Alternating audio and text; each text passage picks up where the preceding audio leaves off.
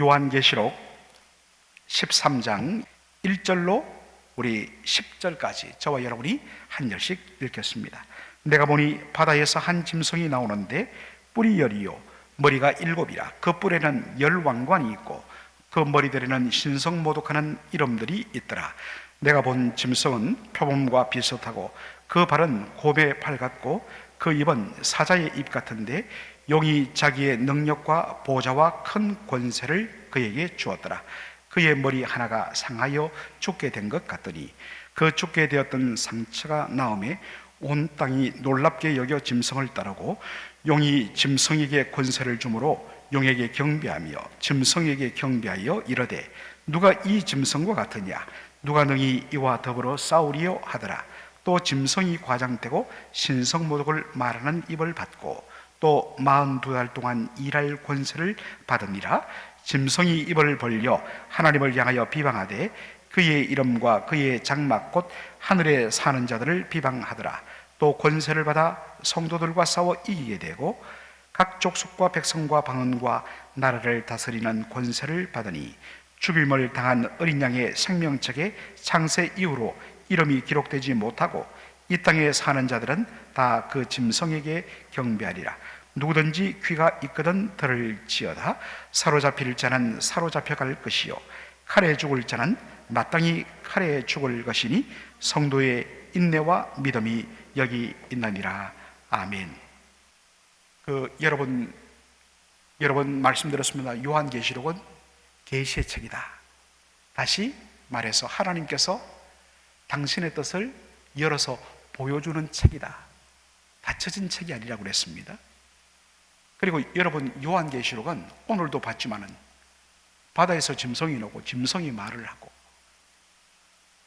여러분 이것은 일종의 2000년대 전에 유행했던, 지금도 유행하지만은 그 판타지 문학입니다. 우리 이상한 나라의 앨리스 여러분 보시면 그렇지 않습니까? 그걸 여러분들 팩트로 받지 않지 않습니까? 그러한 문학 기법을 통해서 짐승이 말하고 갑자기 세상이 바뀌고 그런 걸 통하여서 그 속에 메시지를 담아주는 것이지, 거기에 오는 그 사실이 뭐냐, 거기 파고들다 보니까 요한계시록을 보는데 어려움을 겪는다는 것입니다. 그래서 요한계시록은 계시의 책이다. 요한계시록은 묵시 문학을 가진 책이다. 그리고 요한계시록은 또 하나 중요한 것, 장차 일어날 미래의 사건들을 시간 순서대로 요한계시록 1장부터 22장을 그렇게 봐서는 안 된다는 거예요. 계속해서 하나님께서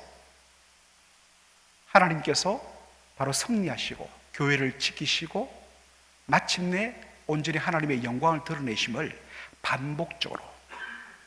반복적이면서도 반복될수록 훨씬 더 강하게 그것을 드러내어서 확신시키고 위로를 주는 그러한 구조로 되어 있다. 여러분 이거를 꼭 기억하시면 되겠습니다. 제가 약속한 대로 내년 정도에는 이 요한계시록을 한번 우리 성도들 체계적으로 한번 공부하는 그런 성경 공부 제가 정식으로 한번 제대로 오픈을 할 예정입니다. 자, 요한계시록 13장 1절로 10절은 오늘 본문은 뭐로 시작하느냐? 여러분 뭐로 시작합니까? 제목 그대로 바다에서 나온 짐승 이야기로 시작합니다. 한번 다시 읽어보죠. 시작. 내가 보니 바다에서 한 짐승이 나오는데 뿔이 10이요 머리가 7이라 그 뿔에는 열왕관이 있고 그 머리들에는 신성모독하는 이름들이 있더라. 내가 본 짐승은 표범과 비슷하고 그 발은 곰의 발 같고 그 입은 사자의 입 같은데 용이 자기의 능력과 보좌와 큰 권세를 그에게 주었더라. 바다에서 나오는 한 짐승이 나오고 또한 그에게 권세를 주는 용이 나온다. 아까도 말했지만 여러분들 이것을 문자 그대로 여러분 그렇게 읽으면 안 된다고 그랬습니다. 자, 여러분 중요한 것은 이 짐승이, 한 짐승이 나오는데 어디에서 나왔다고요? 바다에서 나왔다. 여러분 이 구약 성경에서 특별히 요한계시록은 구약 성경을 많이 인용하고 있습니다. 구약 성경에서 바다는 혼돈과 악, 소위 케이어스, 혼돈과 악, 하나님을 대적하는 악의 세력들의 처소, 그들이 머무는 곳, 그런 심볼, 상징을 갖고 있는 것이 바다입니다. 그러므로 짐승이 바다에서 나왔다라는 것은 이 짐승이 바로 악의 근원인 사탄으로부터 나왔다는 것을 보여주는 하나의 문학적인 장치입니다. 실질적으로 바다에서 나온 것이 아니라 그러한 의미를 담고 있다는 것입니다. 그런데 잘 보니까 형태가 머리가 7이고 그 뿔에는 10뿔을 가지는데 그 뿔에는 신성모독하는 그러한 이름들이 머리에 잔뜩 써 있더라 라고 되어 있습니다. 그리고 요약하면 짐승이 누구로부터 권세를 얻습니까? 용으로부터 권세를 얻더라. 그 권세를 가지고 뭘 하느냐? 바로 하나님을 모독하고 바로 하나님을 경배하는 이 지상교회 성도를 핍박하는데 그 권세를 쓰더라라는 것입니다. 자, 그런데 여기 큰 용이라고 되어 있죠. 자, 이 용은 어디서 온 거냐? 그래서 말씀을 이 문맥을 통하여 읽어야 되는데 요한계시록 12장 9절을 보면 다 같이 한번 읽어보겠습니다. 큰 용이 내쫓기니 옛뱀 곧 마귀라고도 하고 사탄이라고도 하며 온 천하를 꿰는 자라. 그가 땅으로 내쫓기니 그의 사자들도 그와 함께 내쫓기니라. 큰 용이 내쫓겼다. 그런데 그 용이 누구라고요? 옛뱀. 옛뱀이면 어디에 나오는 겁니까? 성경 어디에 나와요? 창세기 어디에 나와요? 3장에 나오잖아요. 창세기 3장. 창세기 3장. 창세기 3장에 나오죠. 그리고 옛뱀 곧 마귀라고도 하고 사탄이라고도 한다라고 이제 그렇게 설명이 붙어 있습니다. 자, 거기 보면 이 짐승에게 일어난 일이 뭐냐? 자, 13장 3절로 5절 한번 읽어보도록 하겠습니다. 그의 머리 하나가 상하여 죽게 된 것 같더니 그 죽게 되었던 상처가 나음에 온 땅이 놀랍게 여겨 짐승을 따르고 용이 짐승에게 권세를 주므로 용에게 경배하며 짐승에게 경배하여 이르되 누가 이 짐승과 같으냐? 누가 너희 이와 더불어 싸우리요 하더라.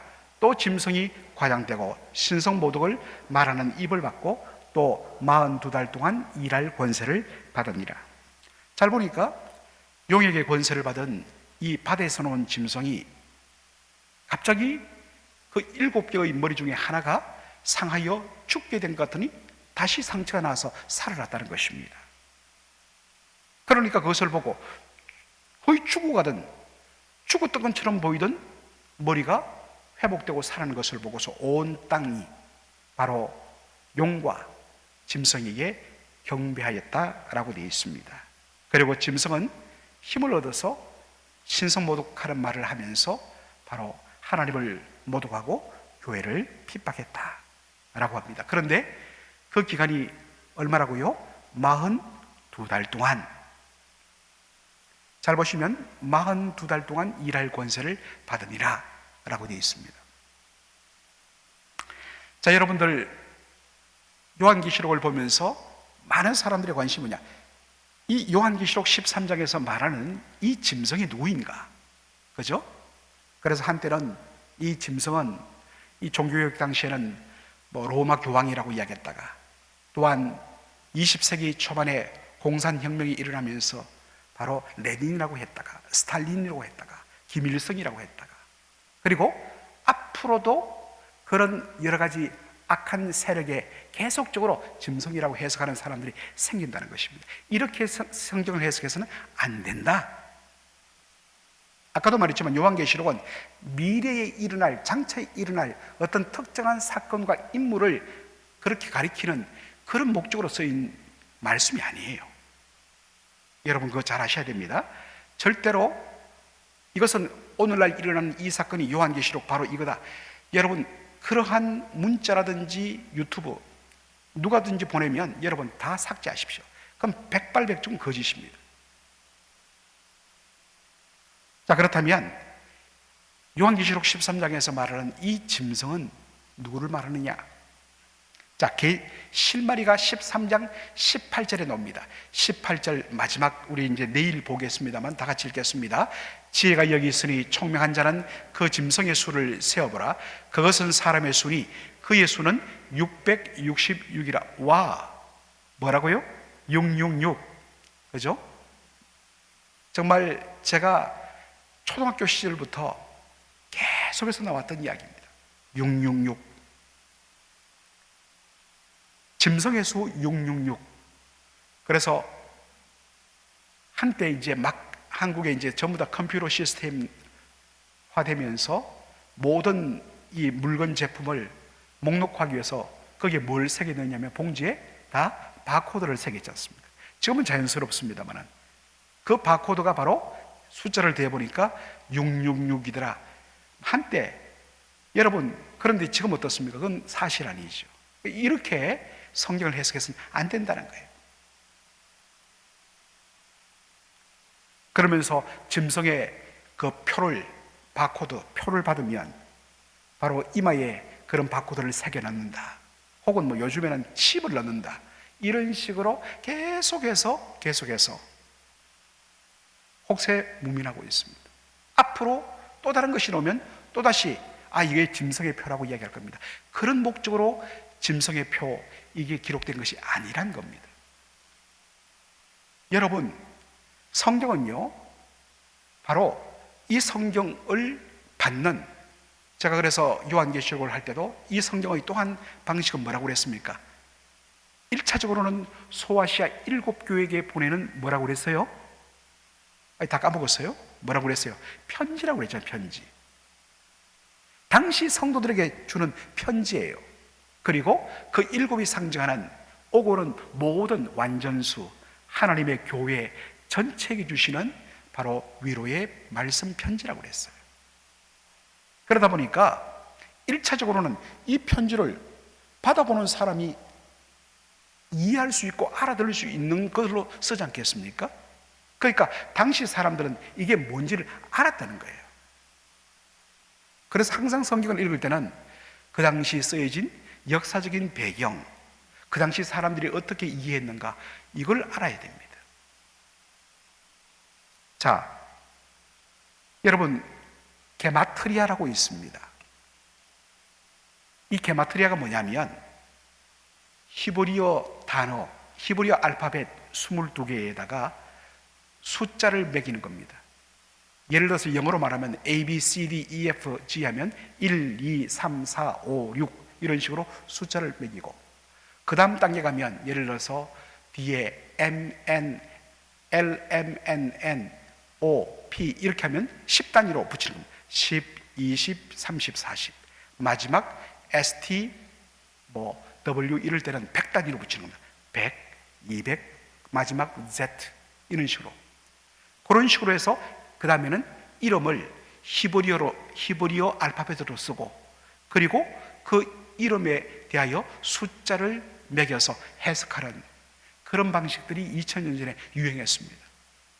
우리로 말하면 한자 이름을 나누어서 예를 들어서 이성계가 나라를 차지한다, 그런 식으로 이름을 풀어서 그렇게 하는 목자, 이자가 나무 목자에다가 아들 자자죠. 그래서 목자위왕, 목자가 이씨가 왕이 된다, 이런 식으로 이름을 파악하듯이 그 당시에 어쨌든 이 게마트리아가 유행했습니다. 자, 그런데 당대 정말 기독교를 가장 악랄하게 핍박했던 사람이 누구냐? 바로 로마 황제 네로였죠. 그 로마 황제 네로를 히브리어 이름 알파벳으로 표기해서 숫자를 매기고 숫자를 대보니까 그게 뭐가 나왔냐면 666이 나왔다는 것입니다. 666. 당대 초대교회는 교회를 핍박했던 네로의 이름 숫자를 이용해서 하나님의 이름을 모독하고 하나님의 교회를 대적하는 그 짐승을 그렇게 표현하기 위하여 이 숫자를 썼다는 것입니다.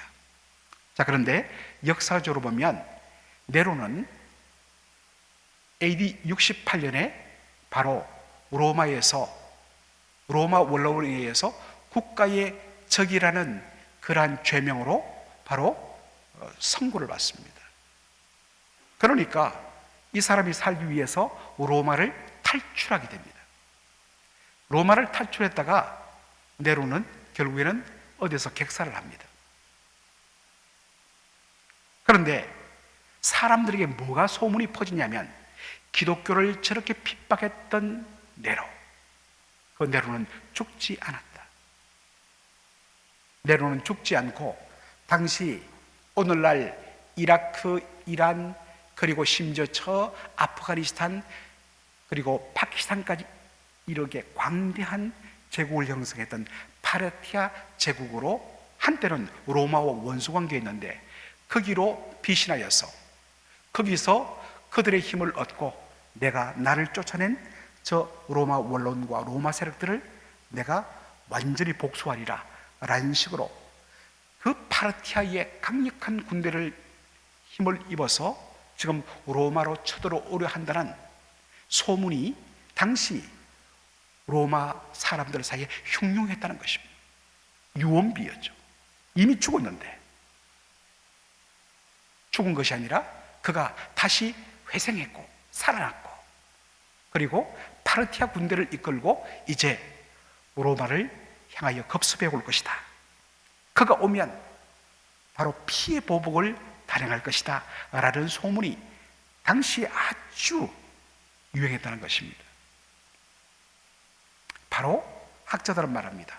요한은 당대 이 로마에 있는 그리고 로마 제국 하에 있는 모든 사람들이 알고 있던 이 흉흉한 바로 소문을 가지고 교회를 대적하는 짐승에 대하여서 설명했다라는 것입니다.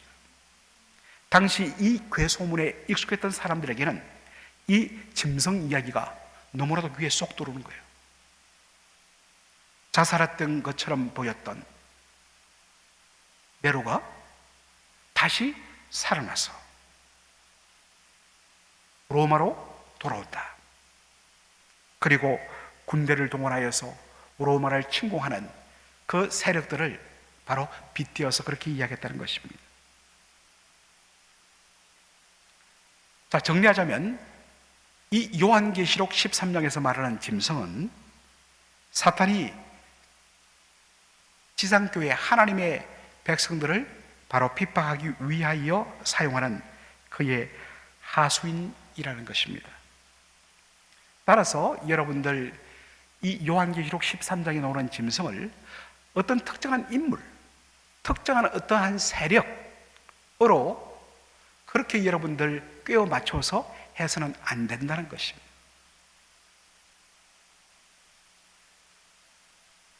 어떤 의미에서는 어떤 특정한 인물보다는 오고 오는 세대에 주님의 교회와 성도들을 핍박하며 하나님의 이름을 모독하는 모든 악한 세력, 그 악한 세력을 가리키는 말이 짐승이다 라는 것입니다. 따라서 여러분들 이 요한계시록 13장에 나오는 요한계시로 나오는 이러한 짐승을 어떠한 특정한 인물, 특정한 제도, 특정한 프로그램 이런 것으로 해석하는 것 다 거짓이다 라는 것을 여러분 알아주시면 되겠습니다. 자, 여러분, 그리고 이 짐승의 수 666이란 걸 했죠. 잘 보십시오. 여러분, 숫자는요, 요한계시록의 숫자는 굉장히 중요한데 숫자 7은 여러분 잘 알듯이 무슨 수입니까? 완전수예요. 그런데 숫자 6은 뭐죠? 완전한 것 같지만 결국에는 뭡니까?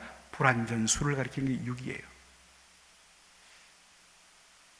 저는 여러분이 같다는 게 아니라 보통 카지노 가면 어떡합니까? 카지노 가면 무슨 숫자 3개가 떠야지 땡땡땡땡 떨어지죠?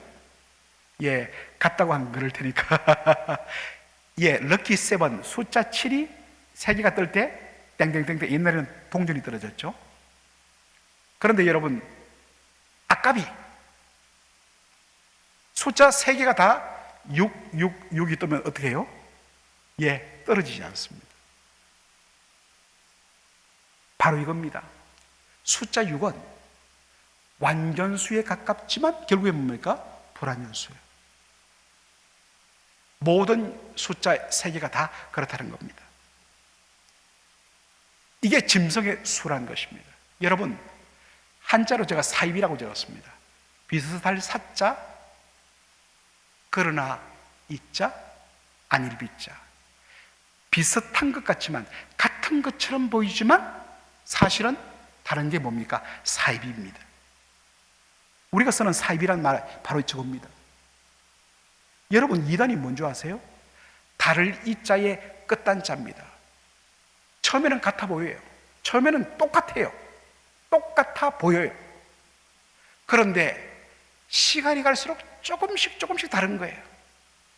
그리고 마지막에 보면 완전히 함께 할 수 없을 정도로 끝이 가서는 싹 달라져 버리는 것. 이게 뭐냐? 이단이에요. 처음부터 여러분, 사이비와 이단은요, 나 다르요 하지 않습니다. 처음에는 자신을 비슷한 것처럼, 같은 것처럼 모방합니다. 그리고 그렇게 가장해요. 그리고 딱 때가 되었을 때 사람들의 마음을 그렇게 훔칩니다. 항상 깨어 있어야 됩니다. 여러분 잘 보시면 짐승이 어떡합니까? 머리가 죽은 것 같다가 다시 살아납니다. 이것은 마치 십자가에 죽으셨다가 3일 만에 다시 사망권에서 이기고 살아나신 예수 그리스도를 모방하는 겁니다. 흉내내는 겁니다. 그리고 용으로부터 온 땅을 다스리는 권세를 받아서 정말 어마어마한 능력과 권세를 드러냅니다. 얼핏 보면 십자가에 죽으셨다 부활하신 예수 그리스도, 하늘과 땅의 모든 것을 아버지께로부터 받은 예수 그리스도와 유사합니다. 그것을 모방해요. 그러나 짐승은 단지 그리스도를 흉내내는 적 그리스도에 불과하다라는 것입니다. 제가 어제 한국의 뉴스를 보면서 참 가슴이 아팠어요. 그 아름다운 경기도 가평, 정말 여러분 젊었을 때 낭만이 있던 경기도 가평 아닙니까?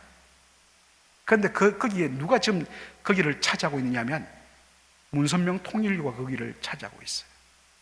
거기 보니까 그 아름다운 산에다가 천정궁이라고 완전히 백악관 한 10개를 붙여놓은 듯하게 그런 하얀 색깔로, 거기가 문선명 죽고 그의 부인인 한학자가 지금 권세를 가지고 완전히 하나님 노릇하면서 거기서 지내는 곳, 천정궁이래요. 근데 이번에 여러 가지 특검 비리 때문에 거기에 압수수색하니까 그 젊은 아이들이 폭우가 쏟아지는데 하얀 뒤에 홀리 마드 한, 거룩한 어머니 한학자 하면서 울면서 문선명의 이름으로 기도하고, 여러분 얼마나 무서운지 모릅니다.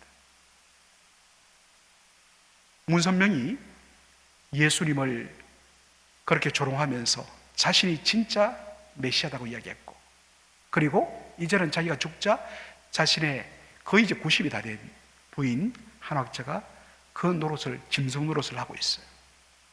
그런데 이러한 일들은 계속 반복되고 그러한 모양으로 계속 꾸며나간다는 거예요. 쏙지 말라는 거예요.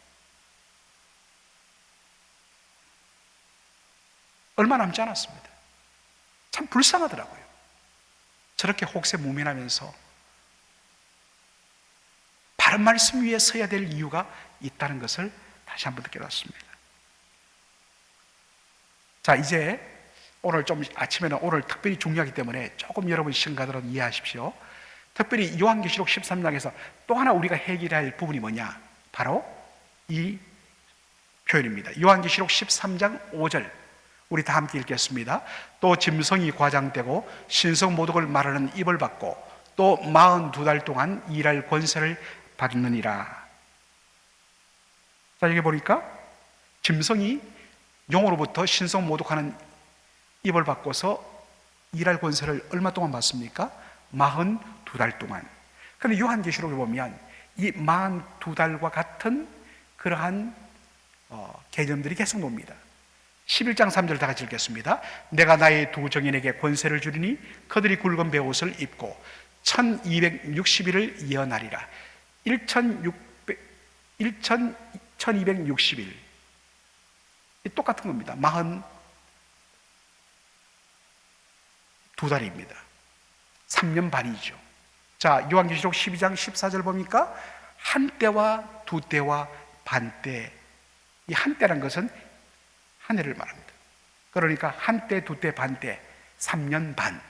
3년 반, 42달, 1260일. 똑같은 개념이에요. 이 42달, 1260일, 그 다음에 한때, 두때, 반때, 3년 반. 이건 전부 다 여러분들 구약 성경 다니엘에 나오는 표현입니다. 그런데 제가 자세하게 설명 못 드립니다만 요한계시록을 왜곡되이 해석하는 데 일조했던 이 세대주의라는 잘못된 신학 주장하는 분들에 의해서 이것을 문자적으로 주님 재림하기 전 3년 6개월, 3년 반으로 해석하면서 요한계시록 해석을 엉망으로 만들었어요. 그렇지 않습니다. 그러나 여러분, 성경은 항상 뭘 가지고 봐야 되느냐? 문맥을 통해서 봐야 된다고 그랬어요. 자, 요한계시록 12장 9절 우리 한번 읽어보겠습니다. 아까도 봤지만 시작. 큰 용이 내쫓기니 옛뱀 곧 마귀라고도 하고 사탄이라고도 하며 온 천하를 꿰는 자라. 그가 땅으로 내쫓기니 그의 사자들도 그와 함께 내쫓기니라. 여러분, 여기 보면 하늘로부터 뭐가 내쫓깁니까? 바로 큰 용, 옛뱀, 마귀, 사탄 같은 말이죠. 그리고 그의 수하들이 내쫓깁니다. 여러분, 하늘의 이 악한 사탄의 세력과 그의 추종 세력이 언제 내쫓깁니까? 언제 내쫓겨요? 성경을 보면, 자, 10절 다 같이 읽겠습니다. 그 내쫓겼을 때 하늘에서 어떠한 음성이 들리는가? 시작. 내가 또 들으니 하늘에 큰 음성이 있어 이르되 이제 우리 하나님의 구원과 능력과 나라와 또 그의 그리스도의 권세가 나타났으니 우리 형제들을 참수하던 자 곧 우리 하나님 앞에서 밤낮 참수하던 자가 쫓겨났고, 사탄의 세력이 언제 쫓겨나느냐? 예수 그리스도의 십자가와 부활을 통하여서. 예수님이 십자가와 부활을 통하여서 사탄의 세력들을 완전히 꺾어버립니다. 이게 바울 서신에 그대로 나와요. 그러니까 그가 이제 내쫓겨서 뭐 하느냐? 땅에 있는 바로 성도들과 지상교회를 괴롭히는 일을 하는 것, 이것이 바로 내쫓긴 이 사탄과 그의 악한 추종 세력들의 일이란 것입니다. 그러면서 요한계시록 12장 13절 보면 역시 판타지 문학으로 그리는데 13절 시작. 용이 자기가 땅으로 내쫓긴 것을 보고 남자를 낳은 여자를 박해하는지라. 요한계시록 12장에 보면 이 남자를 낳은 여자, 남자아이를 낳은 여자는 바로 교회를 가리켜요. 땅에 내쫓긴 이 사탄의 세력은 교회를 핍박하는 일을 합니다. 그리고 이 핍박은 언제 끝나느냐? 우리 주 예수 그리스도 다시 재림하는 날 끝납니다.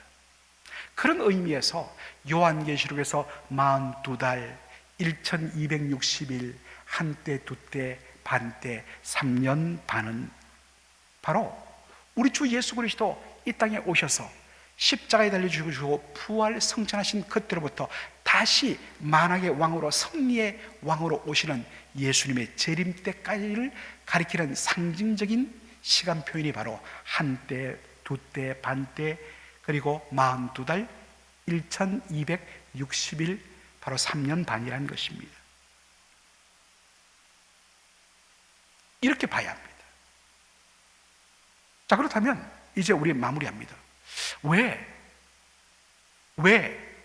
용에게 권세를 받아서 하나님의 이름을 모독하고 교회를 핍박하는 이 짐승의 활동하는 기간을 왜 3년 반, 2달이라고 표현했을까? 아까도 말했지만 우리 주 예수 그리스도 이 땅에 오신 first coming, 초림부터 예수님의 재림, second coming까지 그 기간 동안 계속해서 이 땅에서는 바로 사탄의 능력을 받은 악한 세력들에 의해서 교회와 성도들이 바른 믿음을 가지지 못하도록 무섭게 핍박하고 또 유혹하는 일들이 예수님 재림까지 계속 이어집니다.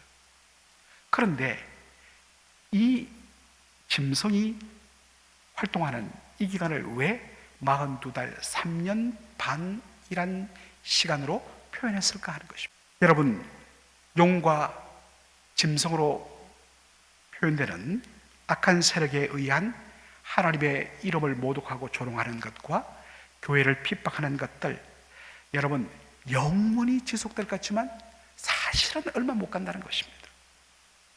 때로는 용과 짐승이 교회를 짓밟고 성도들을 이긴 것처럼 보이지만 놀랍게도 하나님께서